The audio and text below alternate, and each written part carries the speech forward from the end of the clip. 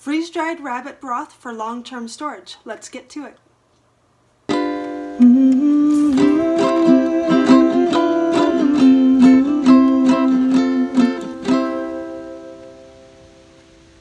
Hey, so I thought this might be of interest to some.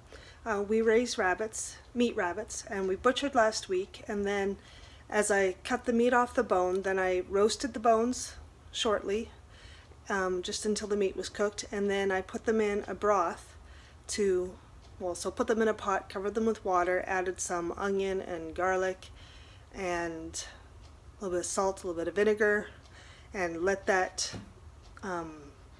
simmer on the stove for a couple days. And then I strained it, and then I reduced it down, so boiled it for another day to reduce it down to a small amount. So now I'm going to be freeze drying that. But first I want to show you what it looks like. So here's what it looks like. It's got some stuff on top, and then underneath is the broth. And it's got some gelatin, but it's not like some others where it's totally set up. But I'm just going to stir that stuff in and get it all onto my trays, and then we'll freeze dry it.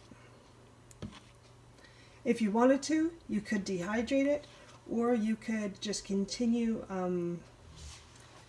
simmering it down until it got really, really thick, and then you would put it out on trays to let it harden.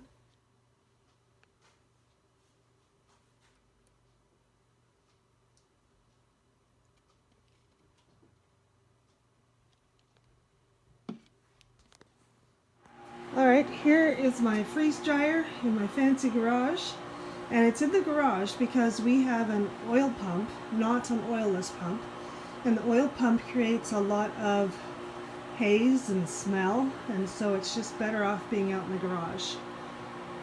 And this is a blue Alpine. It has worked really well. We've had it for about 8 months, and I'm going to open it up. This is our rabbit broth. Okay, so I'm just going to open up the valve that releases the pressure. You'll hear it. It's a big difference.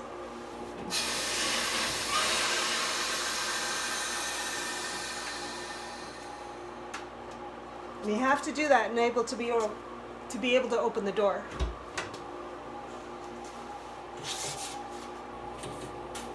And then I check them to make sure it's warm all underneath. Make sure there aren't any cold spots or spots that are still wet.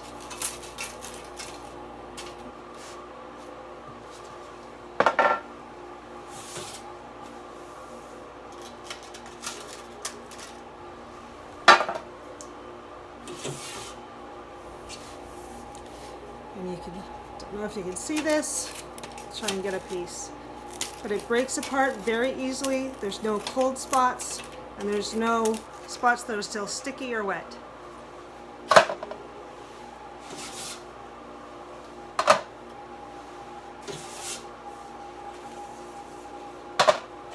Okay, so then on my machine, I close it up again and I push defrost, continue, and that'll go for a while. Hi, did you know I wrote a cookbook? It's called Delicious, Cheap, Healthy, Whole Grains, Beans, and Lentils, Staples for Budget-Friendly Meals. In it you'll find recipes for breakfast, lunch, dinner, desserts, snacks, and staples. It's available on Amazon, and I'll leave a link in the description below. Alright, back to the video. We're back inside now. Here's the rabbit bone broth.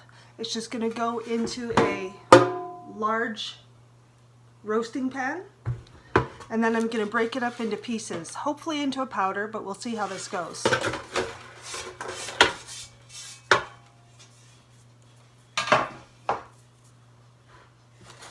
So now I'm just going to be breaking it up with my hands. If you wanted to, you could put it through a blender and then you get it to a fine powder. But I just find that once it's a powder, things take on moisture more easily. So I'm just going to break it up. And I wanted to show you the difference. This was bone broth that was made from our goats and deer and beef, any bones that I had that were a dark meat. I just put them all together. And it had a lot of gelatin in it, and it's very hard. So see if I can show that to you. It will not crumble. Doesn't break very easily. So I just left that in big chunks. It's actually easy that way because then you just kind of estimate how much a tablespoon would be and you put it in your water or your soup and you're good to go. Whereas this stuff, it does crumble down into a powder because I think it didn't have as much gelatin in it. So that's an interesting thing. So I'm just going to keep going on this, and once I get it all broken down, it's going to go into jars, and then it's going to get vacuum sealed, and then it'll stay on my shelf for a long time. So I just wanted to say that rabbit broth tastes very similar to chicken broth.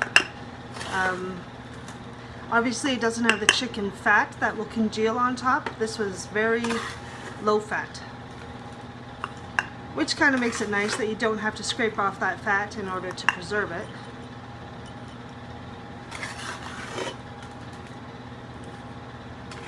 Okay, so I'm at the top. I'm just going to bang this on the table a few times to get the crumbs to settle.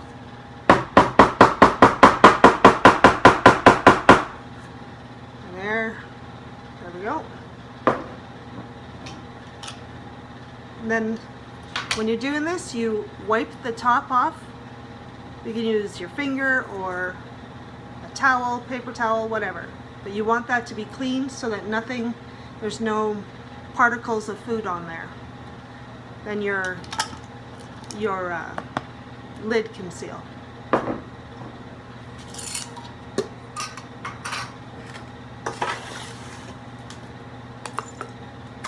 I find that I like to have broth, obviously in soups and stews and stuff like that, but also gravy. So you just add, I don't know, a tablespoon or two of this into a cup of water, and then you let it rehydrate and you've got your broth to make a gravy. I also like to just make a cup of soup, so I'd put a tablespoon or so in a cup and fill it with water or hot water and let it sit. And then you've got yourself a nice broth to drink when you're feeling under the weather, or maybe in the morning if you're just not feeling hungry yet, but something to give you some nutrients and nutrition. And then I also like to add maybe some powdered greens into that. Yeah, there's lots of different ways you could go with this. So here are my different options for vacuum sealing. I have a food saver with this end that goes into the hole, and this goes on here. So maybe I'll just do that to start. So there, put the lid on, put this on, and I close it up and then push the accessory, and it goes for about 13 to 18 seconds, and then this comes off and it's sealed. The other option is to use a brake bleeder line.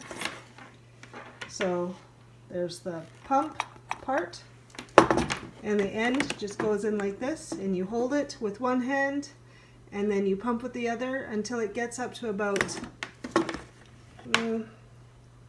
17 or 20 on the scale, or you could go until you can't pump it anymore, whichever. Now I'm resealing the dark bone broth because I don't want it to go bad while it sits to be used up. So I'm just going to reseal it up again. So that goes on, and you'll notice, like the other ones, that the pitch changes as it gets to as it has sucked out the air. So that's one of the ways you can know sometimes my other machine, it didn't want to shut off automatically, so I just kind of did it until I could hear that pitch change. Let's try it again.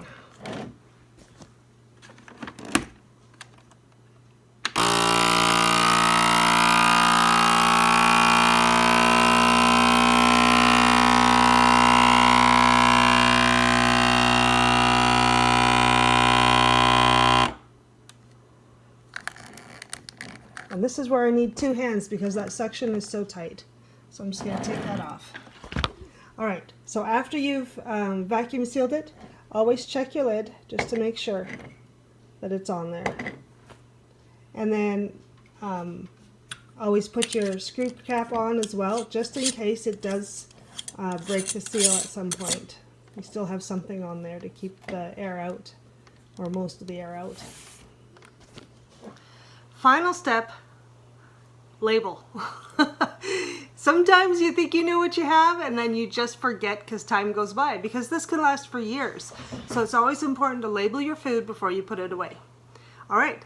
Thank you so much for watching. Have a great day. Please like, comment, subscribe, share. That lets other people know that you liked this and it's something valuable and it's easy. If you can do it, I can do it. Sorry, if I can do it, you can do it, and they can do it too. All right, have a great day. Bye.